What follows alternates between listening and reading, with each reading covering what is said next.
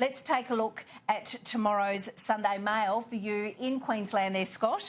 And it says, School of the Blind. This story I found it absolutely shocking.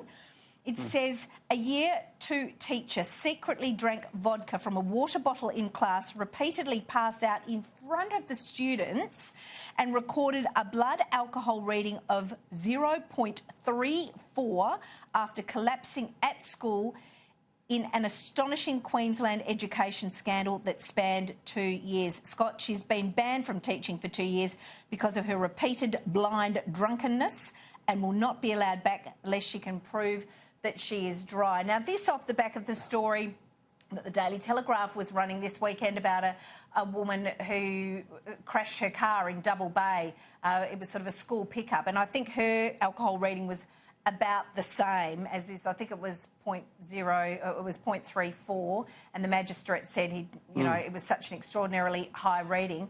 This woman was teaching children, Scott, in Queensland. Look, it is an extraordinary story and will frighten parents out there. Look, I went to, my father was in the military. I went to 10 schools, so I probably had 50 or 100 teachers over my time at school, but I don't think I ever saw anything like this. And the fact that they say that the teacher could come back as long as she can prove that she's not drunk anymore, well, you'd have to think that really there's no way, if you're a parent, you would want this woman teaching your children in the future, no matter what the circumstances are.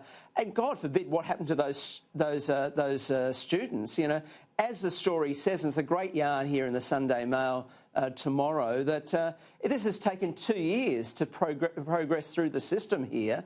You know, the fact that she was drinking vodka out of what appeared to be a water bottle just shows how frightening this situation was.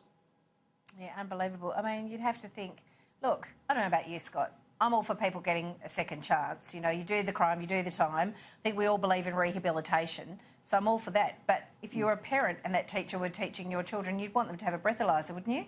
I know that sounds draconian, but you would, wouldn't you?